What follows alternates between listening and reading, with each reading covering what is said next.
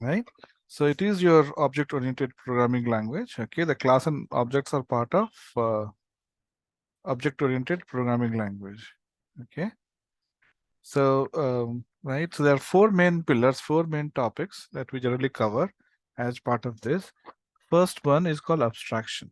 Okay, so the abstraction, the class and object itself, the way we implement, okay, is called abstraction. So when we created yesterday, you created a function uh, inside a class, right?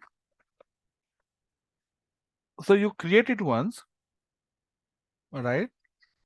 But when the user wants to use it, they don't need to know how the function has been created, right?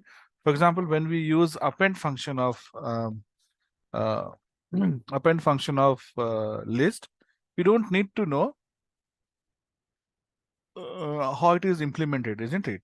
You just need to know that, okay, dot append will add the value. So first time when you are creating, first time when you are writing the class, you define the class, you define it. But after that, the user doesn't need to know anything about it, isn't it? So that's why it's called abstraction. You are hiding you are making it hidden from the user about the implementation detail. All right. So they give example of car. So when you drive a car, okay, car is a very complex system, right? But to drive a car, you don't need to know the entire system of car, right? You don't need to know how the engine is fitted, what is the power of engine, how does it work? No.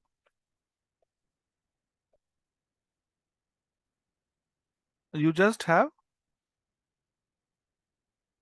accelerator, brake, gear. You just need to know those levers, right? You don't need to know the working of the car. Same way, okay. So abstraction is a feature of class and objects where you don't need to know how the members are implemented or the functions are implemented. You just have to use them, right? So that's your abstraction. Encapsulation is way to restrict the access to some component of object. Okay, so uh, you have a class, you have some functions or methods in it. Okay, you don't want your variables to be called by all the methods. Okay, or you don't want all the methods to be called by everyone. So there are different ways to restrict the access. Okay, so we'll talk about how to restrict the access, okay, in our session. And then there's another thing called as inheritance. Okay, so inheritance is when you have two classes, okay, you have base class and derived class, you can call the members of the base. So the properties of base class could be used by the derived class. Okay, so far what we have seen, individual classes, right? We have seen individual classes which doesn't have or has no connection with other classes. Now we will see how two classes can interact with each other. Okay, so two classes would be able to interact with each other, and the classes in this case can be simple inheritance where there is one parent class or base class. We call base class as parent class also. So base class and one derived class. Okay, so that's your simple inheritance. Okay, now you can have single level inheritance or simple inheritance. Okay, you can have multi-level. So you have one parent, cars, okay, is a child class of vehicles, and Tata Motors is a child class of cars. Okay, so you have two levels, right? Vehicles to cars, cars to Tata Motors. So it's called multi-level. You can have hierarchical also. Like two class can belong to one parent class. You can have hybrid, multi-level as well as um, multi-level as well as your this one hierarchical, right? So doesn't matter. Okay, so you can have multiple uh, levels of class and they are linked to each other. And then you have polymorphism. Okay, so polymorphism is a function with multiple forms. Okay, now there's a lot of difference between how um, Python does and how C++ Java does. Python has made it more simple than Java and C++. So still, it is possible to have multiple forms. Like, you can have two functions with same name, okay? And when you create an object, Python knows which one to call, right? So these are the four properties. So of course, uh, abstraction we have already seen, right? We already know. We'll try to implement other three properties and see how it works. Okay. So let's get started. So first one was encapsulation, accessing or restricting the access of the members. Okay. So let me create a simple class called, let's say, person. Okay. And I define def method one. Okay. And I'll say print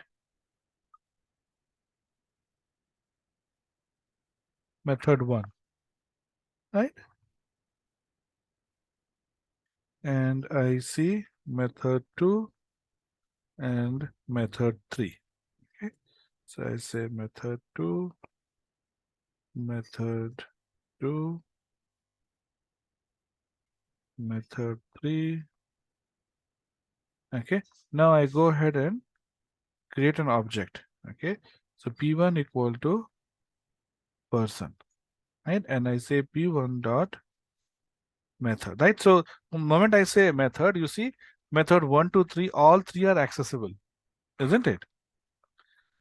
Okay. So let's say I say method 1.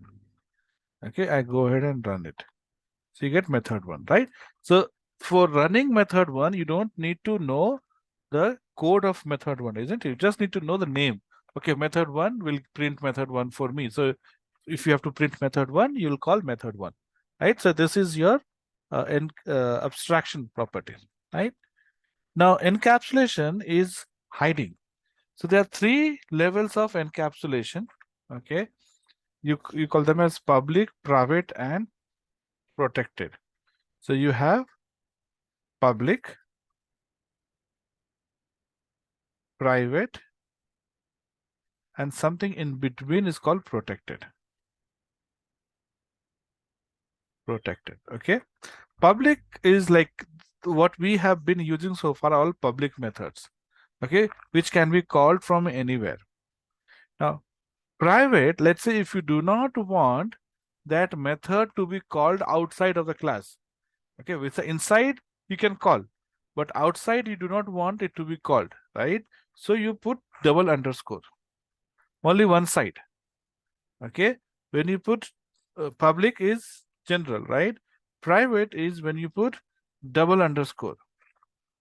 Okay, members, okay, both functions as well as variables can not be used outside the class. Okay, so now when I have made method 1 um, as private, so when I say dot underscore underscore, you see, you don't see method 1. Method 1 is not visible, right? It's not visible. But even if I try to call it method 1, okay, you call it, okay, say it says person has no attribute method 1. In fact, person has a method 1 attribute. Correct? It says person has no, it's lying, right? Because method 1 is a private, double underscore, private. It cannot be used. You cannot use it inside the class. You can use it. Method 2, method 3 can use it, but you cannot use it outside. Okay? So that's the purpose of private methods. Okay, so that way you are able to hide what you don't want to show to the world. Okay, you can hide that. So, just one question. So, if we use method 3 now, 2 and 3 can method use it. 3 Two has, and three, two and three is private public, right? That's what I told you. Public is without yeah. anything. So 2 and 3 is public. So, So why should we have any yeah, problem? understood that. So, what I'm asking is if I Mhm. am linking that method 1 also like in method 3, Okay, for so you are example, saying method one. Okay, is a part of method 3. okay, you are saying method one here, right? Right. So Yeah. okay, so you are calling method one. Now your method three, for example, okay, p1 dot method three. Okay. Now when you call this method, okay, first I have to comment out this one. Okay. So see, person underscore method is not called. So what you have to say? You have to say self dot, right? Because that's an object here. Now when you run it, okay, so method 3 is able to call method 1, right? So it is private outside for us, not for itself. So method 3 and 2 will be able to call this. So it's like your private property. Let's say your private plate that you have.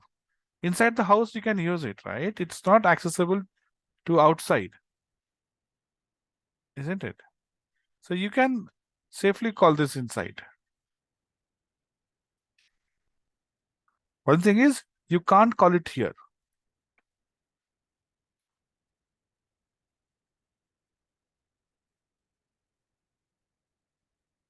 Did you understand?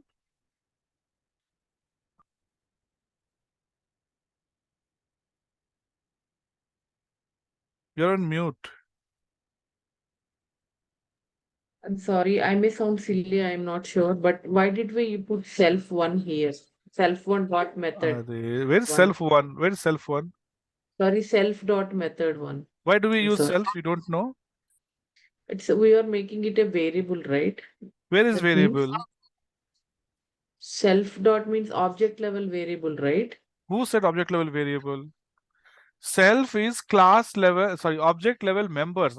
And members can be your variables as well as methods. Where are you, Pavni? I told you class is a collection of variables and methods. Both behave same. Self dot method, self dot members. Okay, it's the same thing. Whether you have a boy or a girl doesn't matter, right? They're still your child.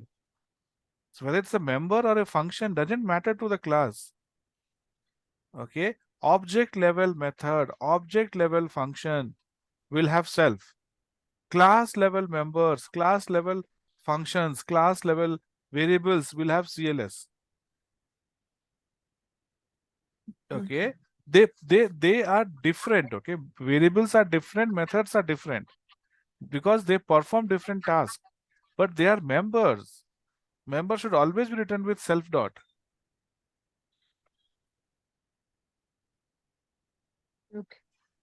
Okay, members are always self. That's how you know. See, I told you what is class. Class is a collection of members and sorry, class is a collection of methods and variables, right? So that's all. It doesn't differentiate between method and variables. They are members. And I told you there are four things. What? Class level variable, class level method, object level variable, object level method. Yes or no? Yeah, I think I'm on mute. So, Yeah. So that's how, it doesn't matter for class whether it's a variable. Method does its own work, variable will do its own work. But for a class, doesn't matter, both are their children. Okay. So if you have method self, you have to use self dot. If you use method CLS, then only you can use CLS dot.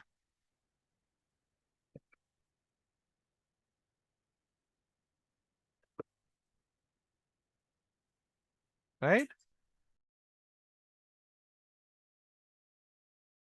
Okay. Okay. So, okay. So, yes. So, method 3 can call method 1 and, okay, but you cannot call outside the class.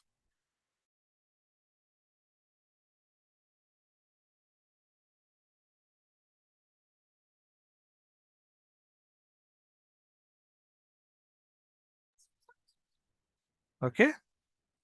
Okay. Now, protected, what it says is it is not available outside the derived class. Okay. So, but it doesn't enforce. Okay. Now, if I, so, okay, protected is represented by single underscore. Okay. Unlike private is double underscore. So, what it says is method, now it becomes protected. Now, if you say here p1 dot underscore, you will not see method. Okay. Method 2. Okay. So it concept wise it is implemented, but practically it is not implemented. You can still call this M2. Okay. But it, so theoretically, okay, it's a theory. Okay. Practically it is like, practically it's like public. Maybe in future they can enforce it. Practically it's like public, but theoretically it can't be accessed outside the class, but it can be accessed by a derived class. See, private cannot be accessed by derived class. Okay, but don't worry about too much about protected. You know, it's only concept wise is there. Okay, we just have public and private. Private cannot be used outside the class. Public can be used anywhere else. Protected can be used if you derived a class. So we'll learn next topic is how to perform the derived class. Okay, so we will derive class. Okay, and we'll see how it works. Fine. So let's go and talk about inheritance. So your uh, person is a parent class, and I'm going to say class student. Okay, so class student is another read. Okay, print I am studying. Right. So now this class is a like any other class, right? Student class is any other class. So if I say S1 equal to student, okay, and you say S1 dot read, you run it, okay, you get I am studying, right? Just like any other class. But now what I do is I go and say student, okay, and I say person, okay. That means person has become the parent class and I'm deriving the student class from person. Okay. So now when you say S1 dot, okay, you see method 3 is visible here. Method 3 is visible. Okay. It's like, you know, you are the parent class and this is your child. So these are your properties, right? These are the properties that you have made. Children, okay, has made one property, but children will have access to all your properties, isn't it? You cannot have access to children's properties, but your children will have access to all your properties. Okay, so by default, when I say student is a derived class of person, this is how you put derived class. Okay, if I don't want to derive, okay, now if I go and run method 3, it will give error. Method 3, it will give error saying you do not have method 3, right? Student does not have attribute method 3. But now if I put student as a derived class of person, so student will get access to all the properties of person. And now when you run it, So see, this is working without any problem. Okay, so we'll stop here.